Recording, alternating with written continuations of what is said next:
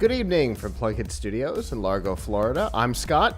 I'm Abram. And we are here with episode 474 of F5 Live Refreshing Technology, a proud part of the Tech Podcast Network, for July 30th, 2017. Oh. This week, fruit fly was found in an apple, profit has returned to Nintendo, and users simply aren't interested in Twitter. This here is F5 Live Refreshing Technology, the flagship show on the PLUGHITZ Live family of content. And wherever you are and however you're accessing us, whether it be Facebook, iTunes, the Podcast Play app in the Windows Store, the Google Play Music Podcast app on Android, the myriad of other podcatchers, or of course, our streaming services, Livestream, Microsoft Mixer, Periscope, and YouTube Live, or of course on our apps, PLUGHITZLive.com/apps. Thank you for making us a part of your day. Of course, there are two ways that you can do that. The first is by joining us live Sunday nights at 9 p.m. Eastern by going to f5live.tv/join us. From there, you can join us in the chat rooms for any of those platforms. We try to keep up with all of them. It doesn't always work because, like I said, there's a number of chat rooms we have to follow. So we try. It doesn't always work. But what we like is to hear your thoughts on the topics as we talk about them. In particular, Avram's topic, which we'll talk about in a little bit, which is the Lego something. What's the Lego Boost? Lego Boost. Robot kit for kids. Looking forward to seeing that. I'm assuming he's probably got one in hand. We'll find out in a little bit. And if you can't join us live, that's okay. You can join us subscribed by going to plughitzlive.com/subscribe. And from there, you can see all of our shows, including F5 Live, The Pilch Point, our special events feed, which there will be some content on next week from MetroCon here in Tampa. Our first looks, which will be back in October, and a number of other series there as well. Some new ones coming very soon, including the new 3000 Brigade podcast, which will be starting literally less than a week. We will be doing it live at MetroCon, so if you're in the area, you should come check that out. But that's how you can subscribe, is there, and then you can see all of our shows and join us all kinds of different ways. Obviously, also follow us on social media so you can find all the places that we will be physically as well, because we love to see people, just like we like to see in the chat rooms, we like to see in person. So definitely follow us there as well.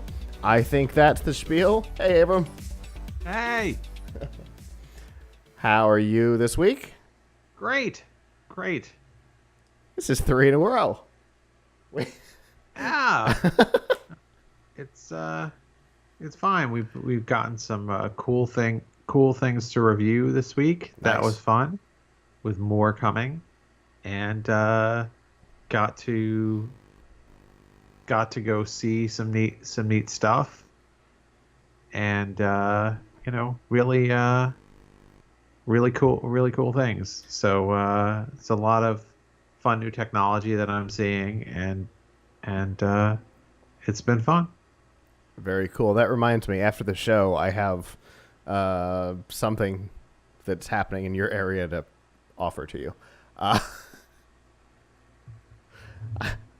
I get stuff. I don't live near you. So anyway, well, that's cool. I've got some review stuff around as well. So it looks like all 3 sites. If you check out PLUGHITZ Live, Laptop Mag, and Tom'sGuide.com, you'll see some new reviews coming up in the next couple days. Yeah, awesome. Some interesting stuff, some interesting things I've seen. I'll tell you one thing I saw this week. Epson showed me they have, and this is not new, but I wasn't totally aware of it. Okay. That there's glasses you can use with a drone. And that was super cool. Oh, like, so you can, like, first-person perspective from the drone? Yeah. Yeah. First-person perspective from the drone. I got a very short intro into to flying a drone that way at Roboticon. Yeah. and it's pretty cool. Yeah. Well, it's really cool, and one thing is, I think that actually gets around certain laws that say you have to be in line of sight of the drone to pilot it. So, Oh, that's interesting. I hadn't so considered that. Yeah, I can see how that might work. I like that. yeah, Huh. it was very cool to see. So, um, you know, love obviously love any type of AR technology, but where you're actually piloting the drone, that's pretty cool. Yeah, that's like a very unique take on AR because it's not only is it augmented reality, but it's distanced augmented reality. You're Yeah, you're seeing yeah, information overlaid over a view that is not your direct view, which is really cool. Are they building it, or is it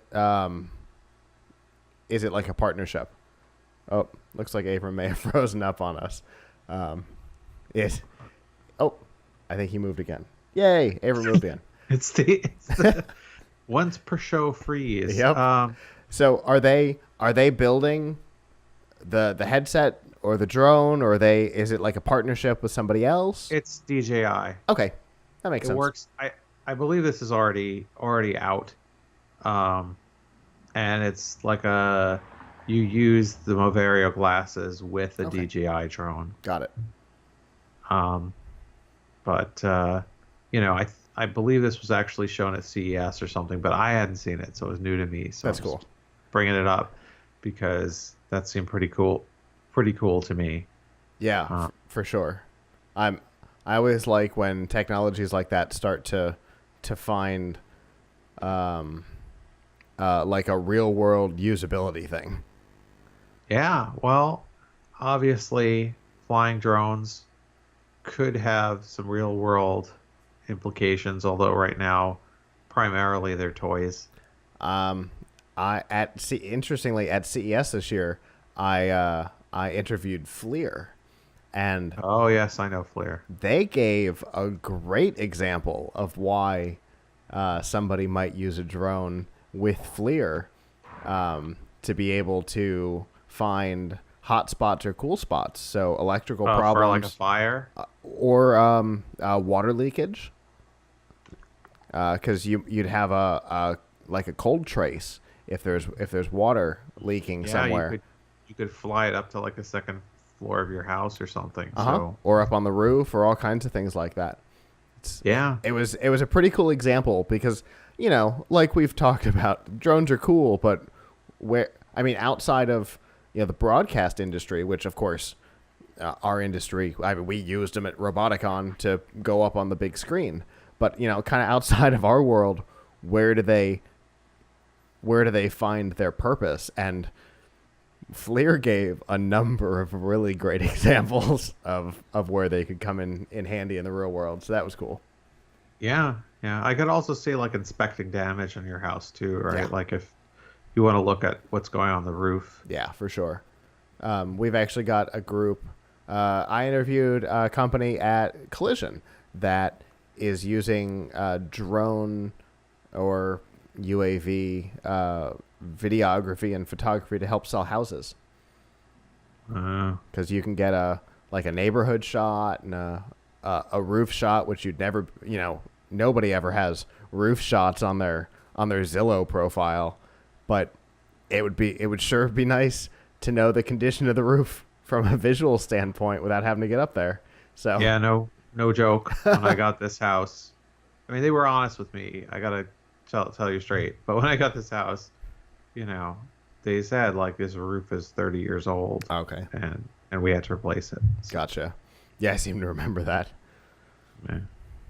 Well, so that's cool, and being able to see it from a first person gives you capabilities that looking at a screen doesn't necessarily give you. So it's nice to see that technology all kind of coming together in a way that makes it really useful. So that's cool.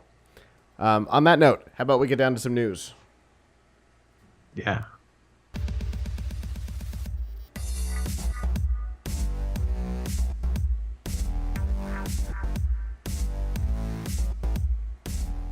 This week's Nifty Gift is on F5 Live is proudly powered by the Microsoft Store. Students can save on the Surface right now. In fact, you can save 10% on Surface devices pretty much across the board if you're a student.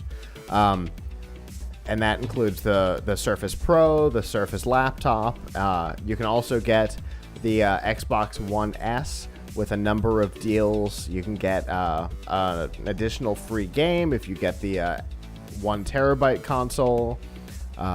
There's lots of deals on the Xbox One S ahead of the Xbox One X, which is coming in the near future.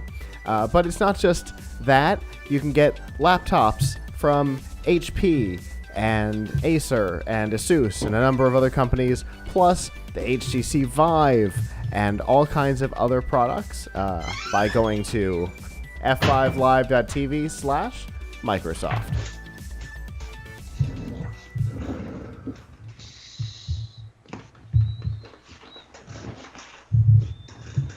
Avram's squeaking. Sorry. Oh, you're fine. All right. So, I want to talk about a particular topic that I feel is important as a PSA. We've talked about similar things in the past that are even a little bit more bizarre, but this one in particular is one I think needs to be known. For many, many, many, many years, there's been this very strange misconception that Macs don't get viruses. It comes from a time when there were so few Macs out in the wild that no developer would have spent their time to make malicious software for it, because outside of schools, you really didn't find Macs in the wild. I mean, maybe as an editing suite, but that's not connected to the internet, so who cares? You know, there just wasn't any value to malicious software. But that's going back a really long way. Yes, a very long way. That's a really old scenario belief. Yeah. Going back to like the when 90s. Steve Jobs returned or something. Yeah, I remember it. I remember hearing it in the 90s for sure. Yeah. And thinking, yeah, I guess nobody is interested. And that turned out to be what the case was, but somehow that perception continued to exist right up through Apple turning it from a myth into an actual lie by saying it in their marketing with John Hodgman.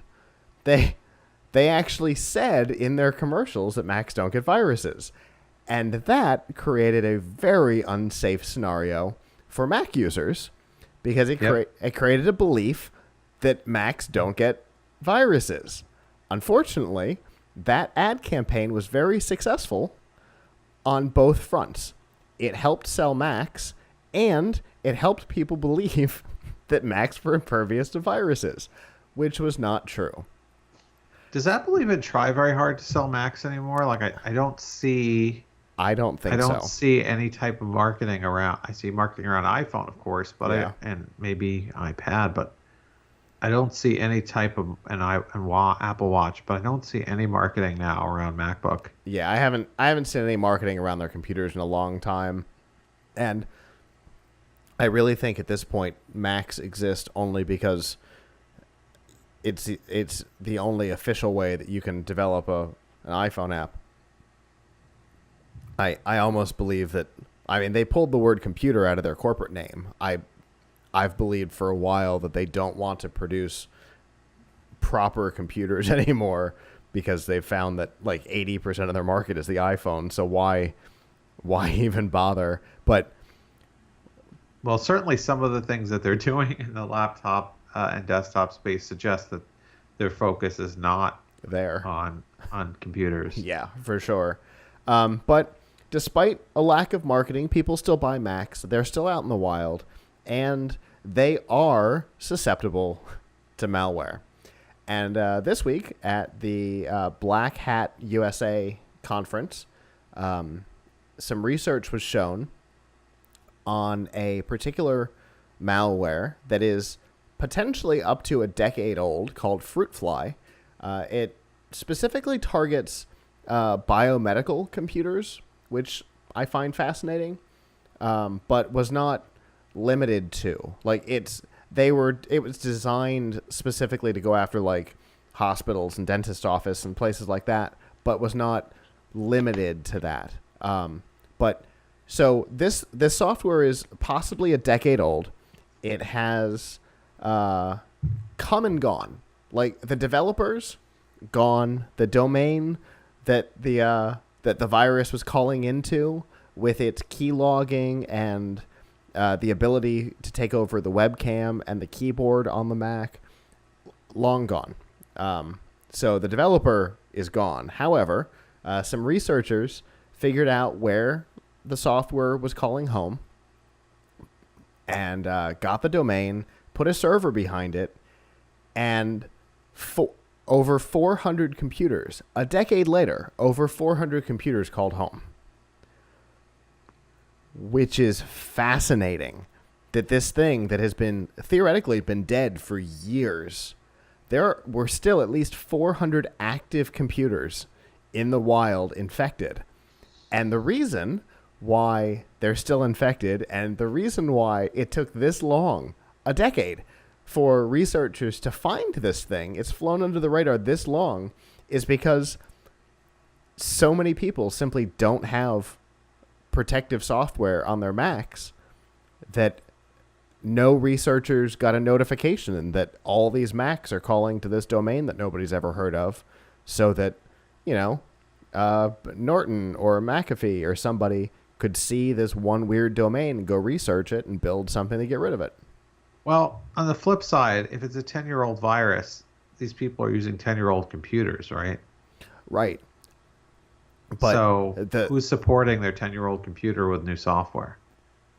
Fair enough. But if Apple hadn't have marketed the idea that Macs don't get viruses a decade or more ago in their John Hodgman, I'm a PC, I'm a Mac commercials, there might have been antivirus software on those computers a decade ago. And this thing may not have lasted a full week. Certainly certainly I think the belief continues that Macs are more secure. I hope that anyone who's, well, there are probably lots of people who aren't with it, but I hope that people understand that, like, maybe there was some security by obscurity in the past, although we found out that's not true. There's definitely no security by obscurity now. Right. There's no, like, oh, okay, no one's going to bother developing a virus. There's definitely enough Macs in the world. And in high-profile places where the data that could be gathered would be valuable. Well, I don't know if you consider our data, journalist data valuable, but if you go into the press room at many events that you and I attend, you know that it's like 80% MacBooks. Yeah. So, but I mean, can you imagine? Can you imagine if you got a keylogger onto a MacBook for the New York Times and you could log into their system? That sounds valuable to me. Yeah, absolutely. And look, also a lot of creative professionals use Mac. Mm-hmm. That's another persistent belief. I would call it a Mac myth. Yes. Which is that Apple is better for creative software. It's quote better at graphics because it shipped with a UI before. Right. This PC is like a 30-year-old myth. Yeah, literally.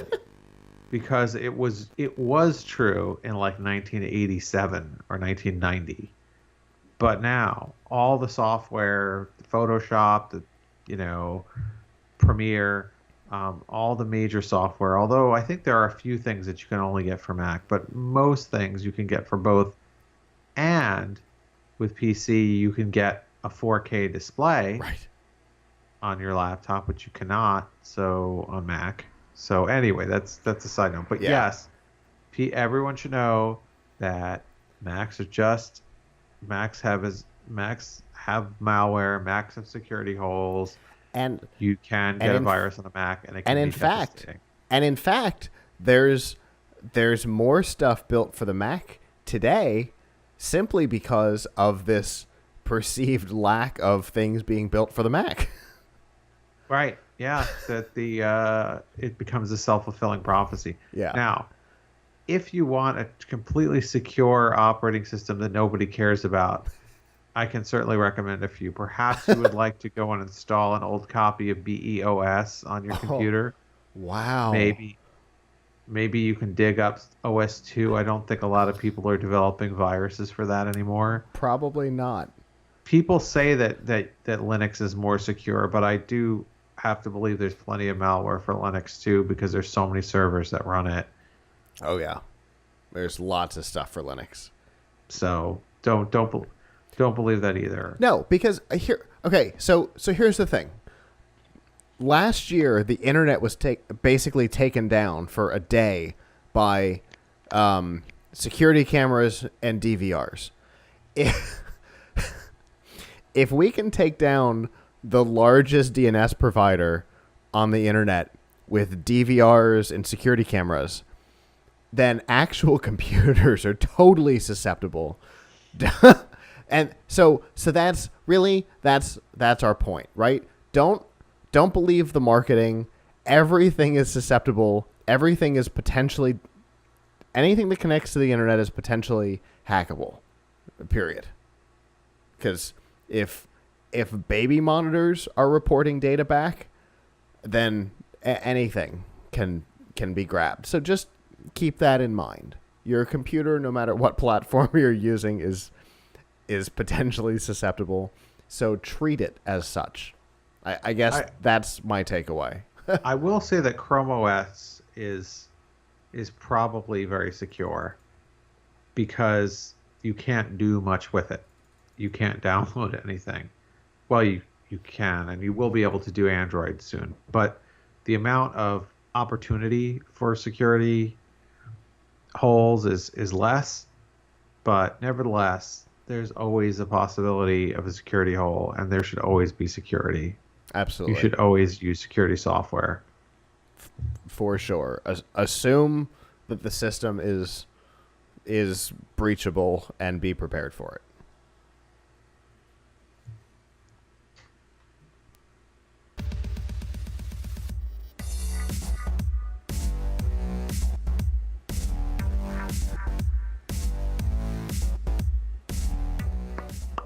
This week's Pilch Point with Abram Pilch is proudly powered by Monster Products. The headphones on my head right now.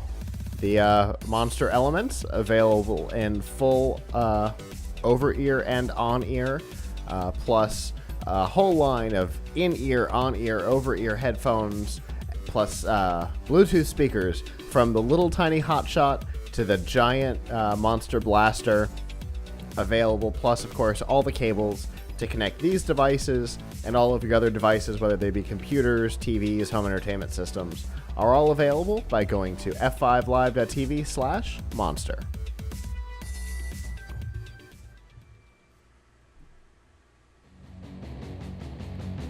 And of course, that music means that it is time for the Pilch Point with online editorial director of Laptop Magazine and Tom's Guide, Abram Pilch. Abram! Hey! Hey! Hey! Still here. Still here, hooray! So I wish I could kind of play that music, the theme music on this thing. Oh, that would be fun. So I totally want to see that. So what I have here is Lego Boost, and right now it looks like a guitar, but the guitar is one of only 5 robots that you can build with this $159 kit. The first one looks more like a Johnny Number 5 type of humanoid robot. So I reviewed this week, and this is the best robot kit I have seen for younger kids. It is targeted at ages 7 and up, like 7 to 12, but my 5-year-old son totally got it. It teaches children how to program by having them build really cool stuff with real Legos that have a few electronic parts. Um, so I highly recommend this.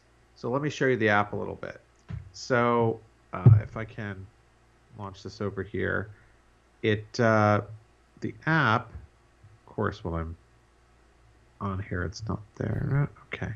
So the app, I still have a beta version of the app. So what the app does is, when it loads, you'll see the app is where everything happens. So you run this app, which is available for Android or iOS. Although the biggest disappointment, the only thing wrong with Lego's system here is that so far it's not available in the Amazon store. So if you have a Fire, you're going to have some issues. So, And that's really disappointing because it's not a very good business move on their part, because the most popular kids tablet in the world, or at least in the US, is Fire. That's what I was thinking. And if you're not in the Fire store, you really can't get it. They don't have Google Play. For those not familiar, they don't have Google Play on Amazon. And yeah, you could sideload it, but you can't use sideloaded apps in a child's profile. I know this very intimately because my son has a Fire tablet, which, by the way, is the best tablet for kids because it's got great parental controls and good content. I hope they're going to bring it. They'll come to their senses and bring it to the store, because Lego has their Mindstorm and other apps on the Amazon store, so why they wouldn't do this one doesn't make any sense. That is very strange. Any company that is making something for kids and doesn't put it on that Amazon store is basically throwing money in the garbage. But that's another story for another day. So over here, you see this set of robots here, and there's 5 robots you can make out of the box. There's Barney, which is this Johnny Number 5 looking guy. There's the guitar. There's one that looks like a rover. There's one that looks like a cat. And there's one that looks like a factory. And then you can also sort of free play make one. Now, what's really cool about this is the app makes it really easy to see what you're to code, and it doesn't require even kids to know how to read.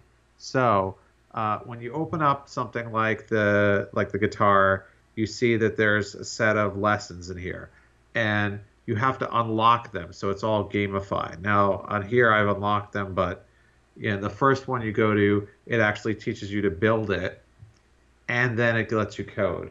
So in order to actually use it, you got to turn the device on, and on the device, you've got this little Bluetooth LE thing called the Move Hub, and that has 2 motors in it and accelerometer for telling if it's been vibrated. There's also a second motor that you use a motor, or in this case, it's the twanger. It actually detects movement. And then there's an IR sensor over here, which in this case is actually seeing how far away the slider is and can make different sounds based on that. So, when you want to build something, it actually gives you like step-by-step instructions here that you can go through that kind of tell you like what blocks to use. And then when you're done with that, you have this part here where there's like little blocks of code that you drag around. And there's even a little finger that tells you what to drag, so kids can see sort of what they're supposed to do, and then they can experiment. So my son is 5 years old, and he was writing programs with this.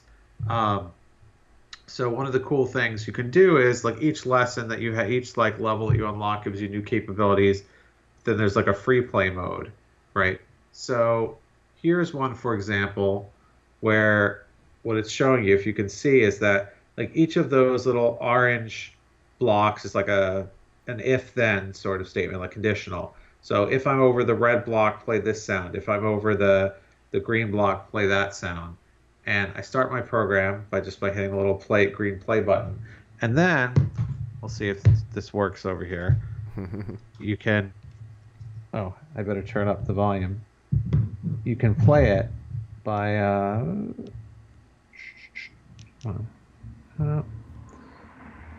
okay, let's see if this works now.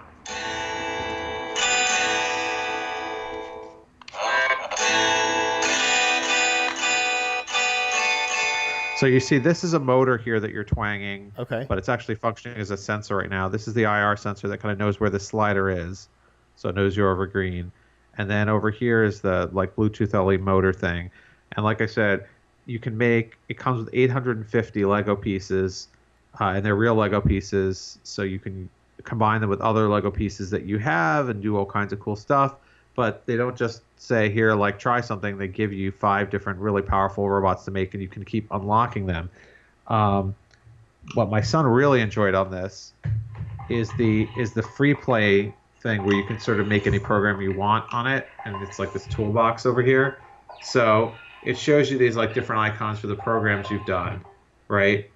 And then he wrote a program. This is a little crazy, where instead of playing sounds when you go over the different blocks, it plays like him singing crazy stuff. So, because it has a voice changer in it, so like you can record a little clip and then you can make it like speed up or slow down your voice. So like, let me see, which one is it? The red one. Wait, did I have it going? Oh, I didn't hit the play button.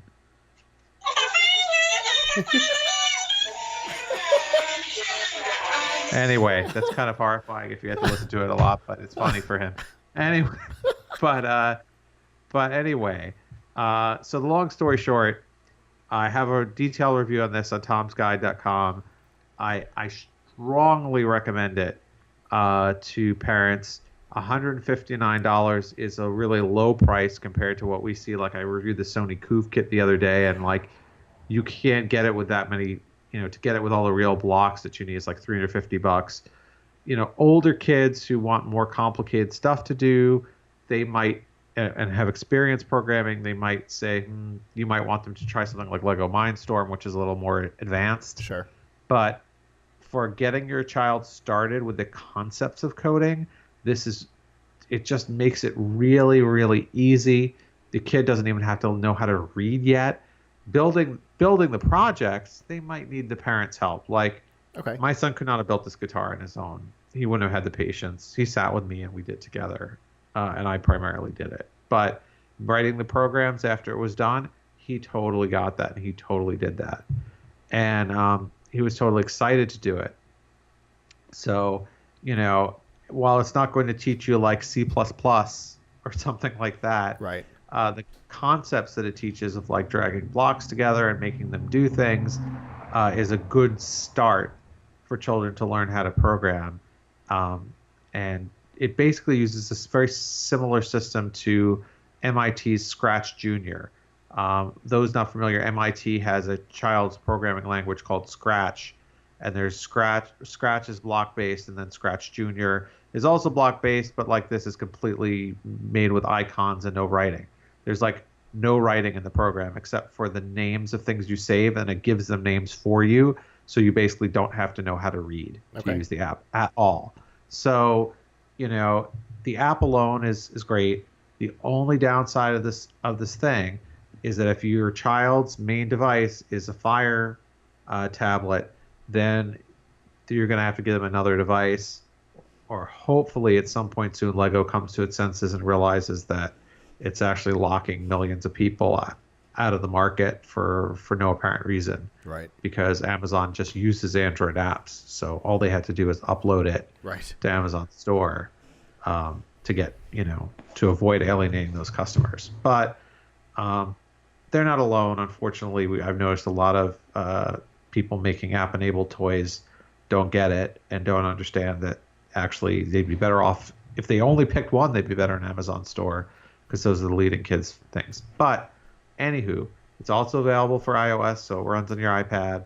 It also runs on any Android device, and if you're savvy enough to sideload it, you could sideload it on someone's Fire tablet, but it wouldn't work in the child profile. Gotcha. So, but really, really awesome thing, and a really good deal at $159, because, like I said, other robot kits that can make only one robot, or things that are a lot less functional than this, cost a lot more, and the level and the software is so dead simple and so gamified, which is what I really like about it. It's like you're unlocking different things to move you along. My son totally gets the unlocking concept from other video games that he's played and all kinds of things. So like when he sees, oh, I want to do the next thing to unlock the next level, it gives him incentive to keep going. Sure. And keep learning. I've noticed that on Periscope, we've had a lot of people join since you put the guitar down. I'm sorry. Here you go. So let me see if I can. So that's the device we're talking about. This is okay. So this is the guitar build of the Lego Boost. There's also the first thing you probably will build is the Varney robot, which looks a lot like a combination between Wall-E and Johnny Number 5. He's a guy with a face and treads. Oh, and I'll just mention real quick, all the sound comes out of the app. So this isn't, if you're looking at this as like an adult robot person, you'd be like, oh, they're not giving me a lot of sensors, because they're giving you basically 3 electronic pieces. The IR sensor, which supposedly can also sense colors, but I wasn't able to do that yet. The motor, which can also sort of serve as this is a motor, but it also in this case is serving as like a sensor to know when you're moving this back and forth. And the move hub, which is this block here, which has 2 motors on the sides of it, so it can roll wheels for something or treads, and it has the Bluetooth LE inside, which is like gotta be on for it to connect to the app. Makes sense. And you need to use the app at all times when you're using it. So, but listen, this is a learning and fun thing, and It is a lot of fun. Very cool. My son and I had a blast with this. As an adult, if you're still building, if you want to put the time in, granted, it might take you like 2 hours to build this, but it's well worth it, And there's like 5 of the things that they recommend that you build, and then you can just go off on your own too and build anything. Understood. So it's very cool. It's a lot of fun, and it's a great way, the best way that I've seen for young kids to learn about programming. Very cool. And if people want to read the full review, where can they go? They can go to tomsguide.com and look for our Lego Boost review there, which we've got very detailed and video of it working. Very cool. Well, obviously, as always, Avram, we appreciate you bringing us the interesting products that you get to see in your daily life. And I hope people will go read it, because I still have to kind of prove to my boss that people want to read reviews of robot kits. So gotcha. Help me get some traffic so I can get more time to write these things, because I'm getting a lot of emails now from companies that want to send me more robot kits to review, and I enjoy them, but I have to have the time to put in. Sure. All right. So if you're watching, definitely go over, check out the review. We need page views over there. Yeah. Check out the review, and it's available now. I would absolutely, if you're a parent, you can afford to buy a robot kit for your kid. This is actually quite affordable. I would definitely look for this now, or definitely will make a great holiday gift or birthday gift coming up. Very cool. Well, as always, Abram, thank you.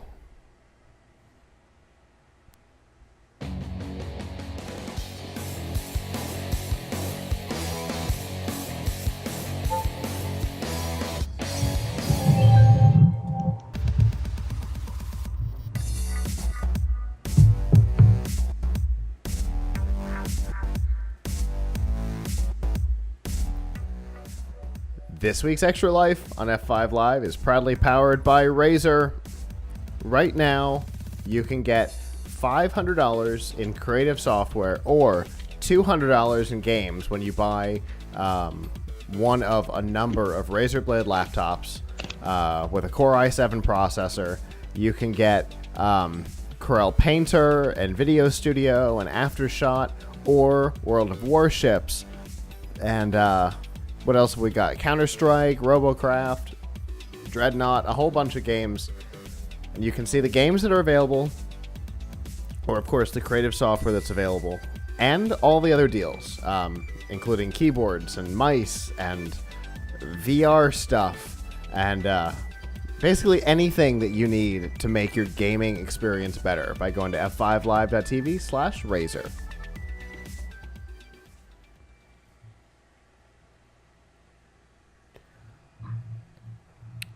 So we've talked on the show over the last couple of years about the issues that Nintendo has had. I think it was 2013 that they had their first ever quarter of profit loss in the company's very long history. 100 years, I think they're coming up on. It was their first quarter of loss, which was no good, and they've kind of continued that trend for a little while until this quarter.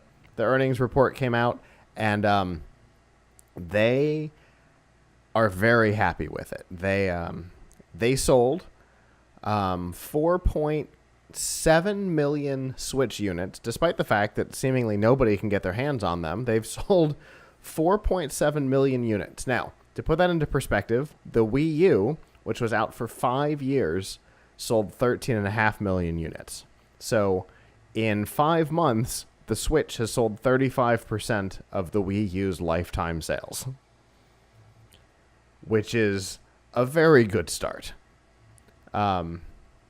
They also sold a lot of software, which is good. Mario Kart 8 Deluxe came out about a month after the Switch. It sold over 3.5 million copies. Legend of Zelda Breath of the Wild added 1.16 million copies in its now second quarter on the market, which is impressive. Last number I saw showed that they've actually sold more copies of that game than they have sold for the Switch than they have actual Switch consoles, which is a strange statistic. Maybe people are buying the game in hopes of getting a console soon. I don't know. But the last number I saw showed they had sold more Switch copies of the game than Switch consoles, which is definitely impressive. You can sell one copy of a game with every piece of hardware. That's a good conversion. So they're doing really well. Well, this is something that people really like. I know we have one at work. A lot of people at my job have bought them. I know other people that want them and haven't been able to get them. Yes. Or aren't willing to pay for the GameStop bundles when they show up. Yeah. So, obviously it's doing very well. People like it. It's also, I'm not as up on consoles as everybody, as some of my coworkers, but it seems like to me like it's the first really viable device to bring like portable and home device together for console. For sure. Because you've had things like the, what was the Sony one? The PlayStation. The PSP. There was the PSP and the Vita. Vita, right? The Vita. Like, so you've had things like the Vita, and people who are real console gamers, they're like, this isn't good enough, right? So now you have something that's small enough that is made to take with you, but it provides a good enough experience to be your console. Mm-hmm. Like, they seem to have really cracked the code on that, where nobody else has. They seem to have taken the idea, interestingly, that the Surface Book uses to add a secondary video card in the performance base. The Switch has done the same thing. When you click it in at home, it adds additional video card support.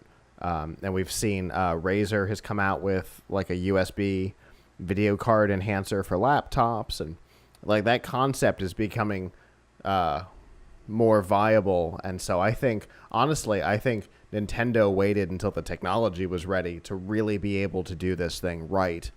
And very few people who have them feel that Nintendo hasn't done it right. Yeah. So, I mean, I think that's obviously like, even if you're not a fan of Nintendo IP, you got to appreciate that. And then obviously Nintendo has its own market because of how tightly they've held the IP.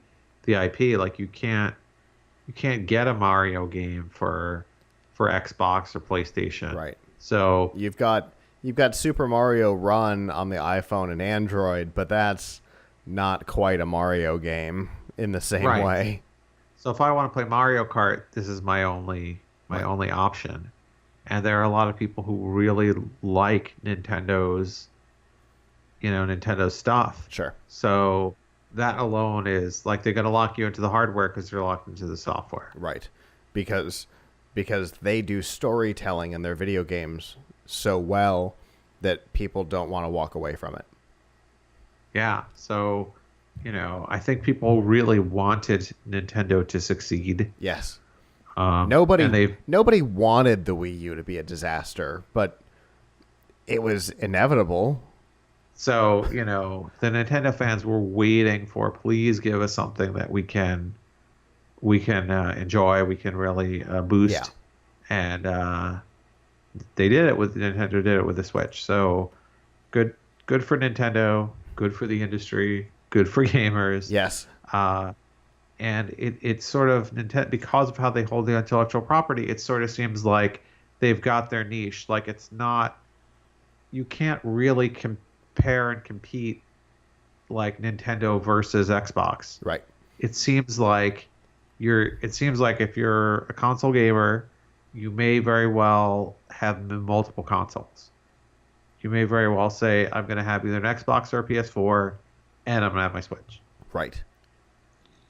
I know that is the scenario with a lot of our 3000 Brigade cast members. They've got an Xbox or a PlayStation, and they got the Switch. Many of them on launch night. Yeah, so it's because you play different games on it. So that's It's a totally different experience. The it's types a of different. games are total. I like the Mario games or the Legend of Zelda games versus, the title games on the Xbox like Halo. They're totally different gaming experiences. Yeah, exactly. I mean, I think it's hard to make a case. I have a friend who does have both, that you need both a PlayStation and an Xbox. Like, Sure. there's so much crossover. They're so similar. Like, why would you need both? But Nintendo, it's a separate experience. Mm-hmm. Exactly. So and they've really managed to make it work this time, both from a business perspective and from a consumer perspective. Consumers love the device and the games, and Nintendo has made a profit on it for the first time in a little while. So, and they're not looking to slow down either. They, in their next quarter, which is now, right? They launched Splatoon 2, which is going to be one of the must-have games for the console. And in their next quarter, Super Mario Odyssey comes out, which obviously anytime a Mario game, like a Mario proper game comes out, you end up with console sales for Nintendo. So they're not looking to slow down. I think they're looking to end the year well above the 50% mark for the lifetime sales of the Wii U, which I hope to see as well. That would be good for them, because we can't let Nintendo fall away in any way, shape, or form. We've got to make sure that we keep getting these unique games that really kind of only Nintendo offers. yeah, I'd like to see what, if anything, Nintendo chooses to do with VR. Well, You know, they're the kind of company that after they make a mistake once, they get a little skittish. So it will be interesting to see what they do. I mean, I know the VR boy was a long time ago, but they do tend to not return to past major disasters, like licensing their IP to other people, for example. So I would like to see them do something in that realm too, but I think they're going to wait for the market to prove itself before they even touch that again. probably so.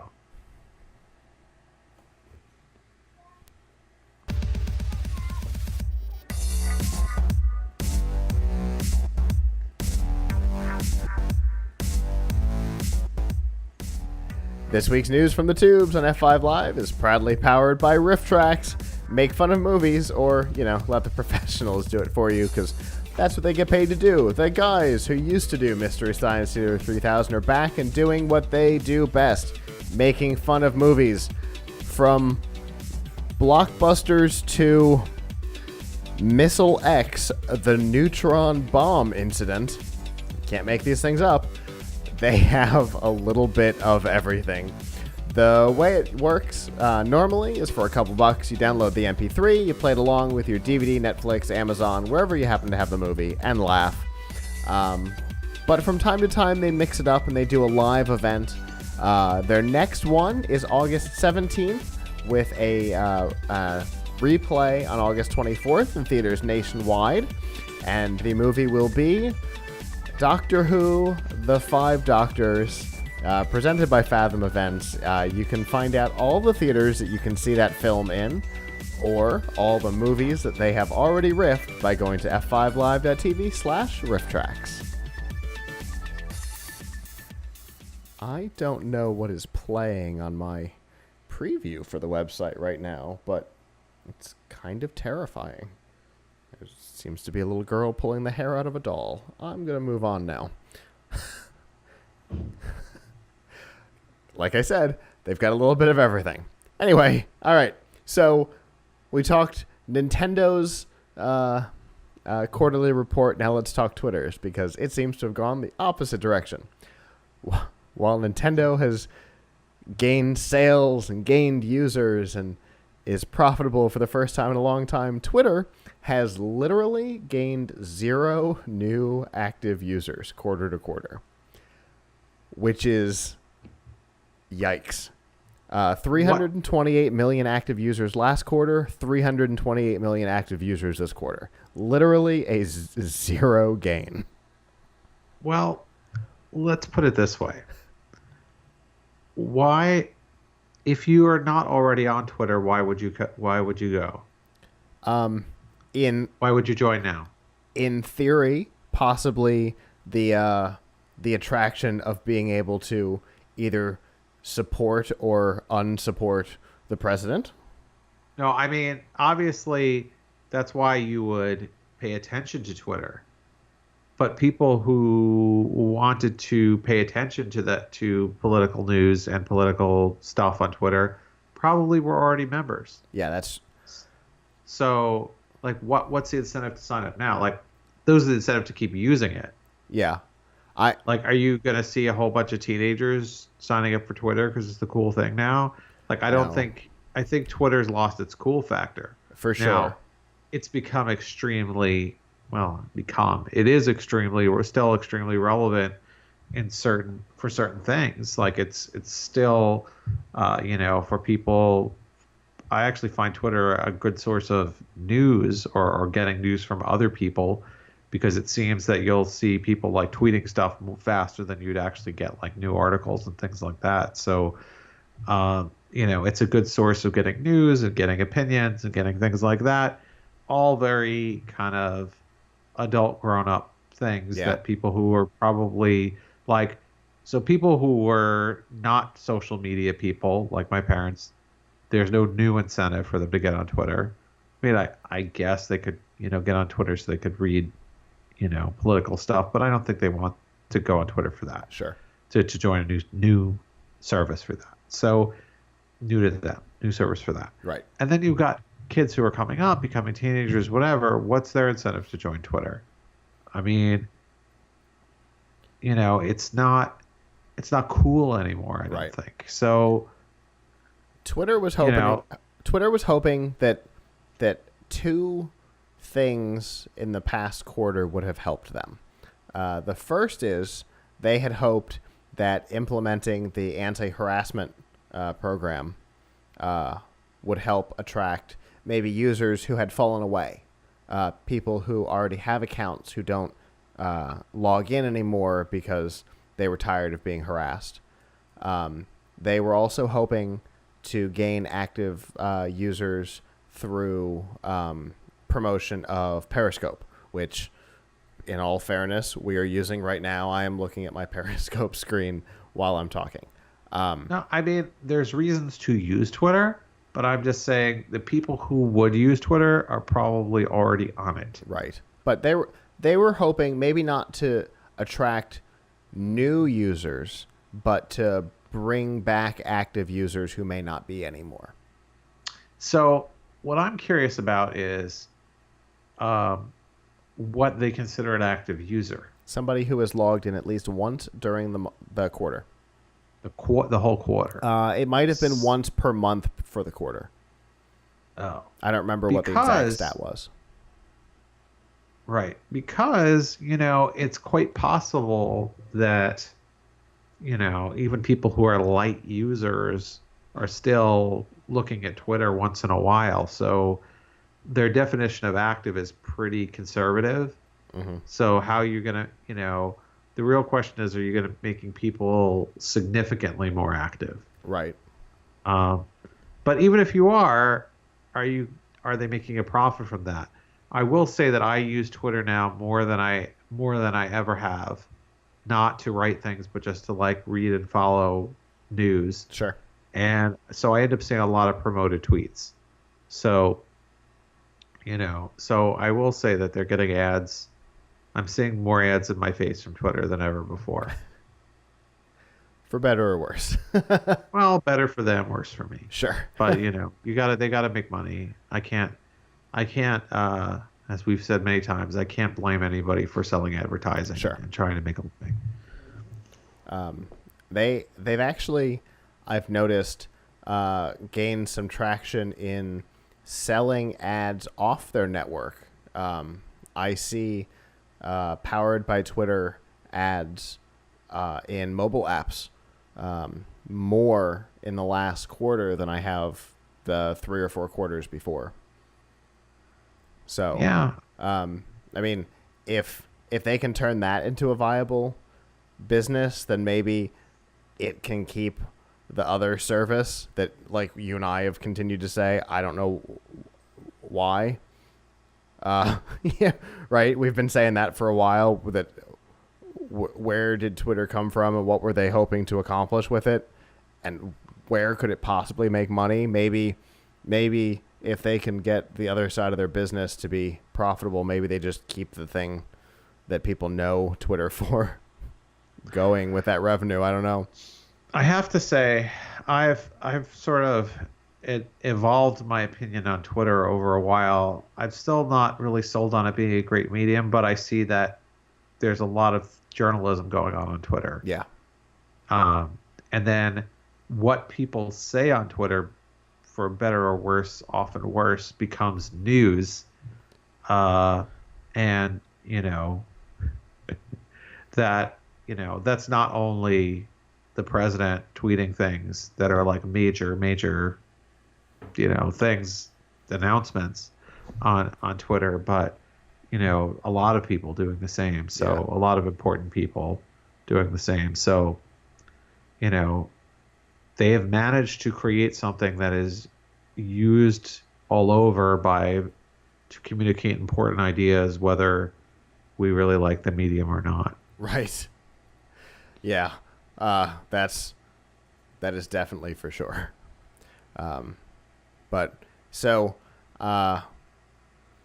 obviously this is gonna send the company back to the drawing board, to figure out what they need to do. Maybe, like you said, new active users isn't the metric by which they should be measuring success. Maybe it's the actual activity of the people who are active. Maybe that's a better metric.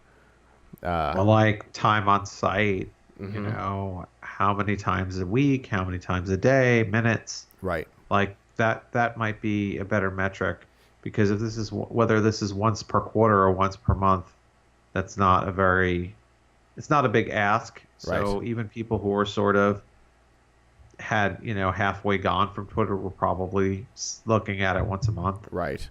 Yeah. Even stumbling across it accidentally once a month is almost impossible to avoid. So, maybe they need to redefine what success means for them to determine what profitability might look like.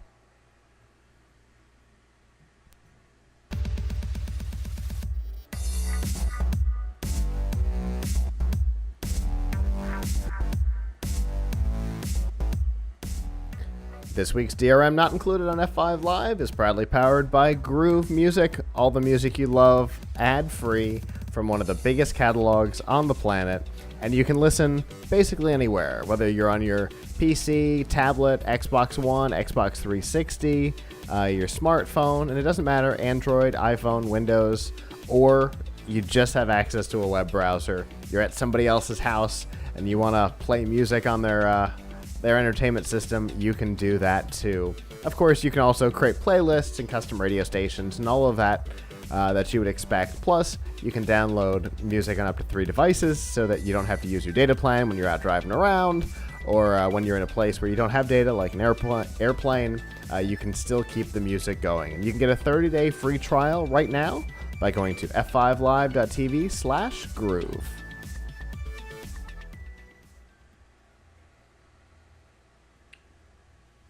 So, other than Groove, obviously we know that there are a number of other music streaming platforms out there. Some popular, some less so.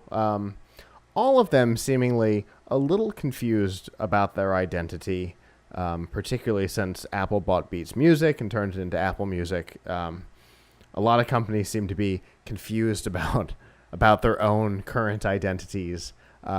Google is one of the companies that has had trouble with their music streaming identity, because they've got the Google Play Music service, right, on Android and Chrome OS, and you can probably use it through the web. I couldn't be sure, but probably, and it might be available on iPhone too. I don't know. But then there's a lot of people who also use YouTube for music, and there are some music-focused services specifically on YouTube. In fact, there's a Google feature where you can search for YouTube videos of music and turn the video off and just stream the audio to lower your data consumption. And that feature there is hidden behind, officially is hidden behind YouTube Red, which is another paid service from Google. So in traditional Google fashion, they have two semi-similar products competing with one another. And again, in grand Google fashion, we're seeing those two services come together. We saw Google compete with themselves on Android and Chrome OS, and we see those starting to come together with Android apps on Chrome OS and things like that. And so here we see another kind of combination of two competing but similar services, YouTube Red and Google Play Music coming together.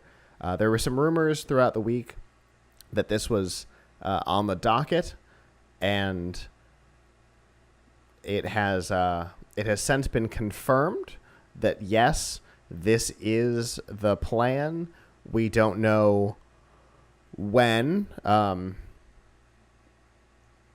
it will happen, or if the head of music, Lior Cohen, I think is how you pronounce it, Lyor, Lior, who is the head of music for YouTube, and the executive who confirmed, yes, this is something we are working on, this is something we want to do.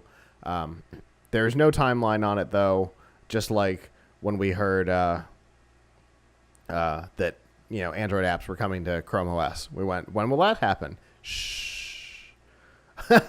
We're still waiting on that. Exactly. It's only in beta on some devices. Right. The official answer from Google was shh. Don't worry about it. And that seems to be the official answer here as well. Just don't worry about it. The future. So one thing I don't totally understand, YouTube Red, when you're doing this, you're turning it off. you're doing it to like anyone's music videos, or are there selected music videos that YouTube has made agreement with? I think it's that there are certain ones that Google has made agreements with. Uh, because YouTube is kind of filled to the brim with free semi-legal music. Right. And so that is I like also that term. competition for this. Well, I say semi-legal because there are things on there that are clearly not Right. legally there. Like I've seen really old songs that like time forgot that like didn't even make it to any of the streaming services, like old disco tunes from like 1972 or something. And like, and someone will literally put them up and the video will just be like a still of the album cover or something. Like that's clearly a copyright violation. But then I've also seen things like there are a lot of official music videos there from artists. Yeah. And in theory, instead of paying for a service to listen to it, you could just go to YouTube and play the music video over and over again, right, as much as you want. So, I think that's perfectly legal, but they're sort of competing with themselves there. So Indeed. There's a lot of different ways to get music through YouTube and through Google. Yes. Through Google Play. So and that they should consolidate makes some sense, because why do you need to have both of these? A bunch of different places, all with Google's branding on them, to get theoretically the same content. I'm also confused, and I should know this, but about the difference between, like, you can rent movies on YouTube now, but you can also rent them on Google Play Store. Mm-hmm. Are you in fact getting them all from the Google Play Store, and it just looks like you're getting them through YouTube? It's a fair question. I don't have an answer. I have not tried either. to rent. I've rented through Google Play Store many times, but I have never rented a movie from YouTube.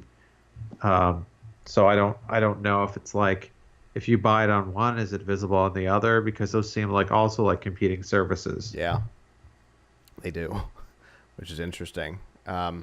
It wouldn't be terribly surprising if they made it available on both when you rented it on one, considering if you sign up for YouTube Red, you get, which gives you the proper YouTube music, which is also, by the way, a thing. There's YouTube Music, and then there's the YouTube Red, and then there's Google Play Music. When you sign up for YouTube Red, you also get Google Play Music as part of your subscription. So this would not be the first time. Your thought, it wouldn't be the first time that doing something on YouTube got you something from the Google Play Store. So it's interesting because the brand, like, I think the YouTube brand is a little bit, bigger than Play. Although if you're an Android, Google Play is important, but I don't know. I don't hear a lot of people talking about getting their music through Google Play. Right. Through Play Store. So, YouTube, I think Google would be wise to try and consolidate their media services under the YouTube brand. I definitely agree with that. I think that for them, I think that's definitely the better of the two brands. Turn YouTube into your media brand and stop trying to compete with yourself in two different places. Yeah, it doesn't make a lot of sense. I mean, why not just, Google Play also is, really you don't use Google Play unless you have an Android device. Right. Like I guess you could log in there through under Windows on a, I don't even know if you can view movies through the web browser, so I don't even know if you can even really use Google Play video or music on a PC. But like, YouTube is everywhere. Right. YouTube is on every platform that you want to be, except the Windows Store, but you can still get to it through your browser. So, although to be fair, there's a couple of third parties, but one in particular that's actually better than Google's own interface. Fair enough. But like for what you're actually, the official support, right, which would obviously include DRM stuff. So, I think Google would be wise to try and consolidate those. And they would be wise to try and make YouTube the lead brand for media. I agree. I agree for sure. But we will see how this goes with time. There's no telling if and or when any of this will happen because, shifting priorities and things. But for right now, they do say that it is the end goal.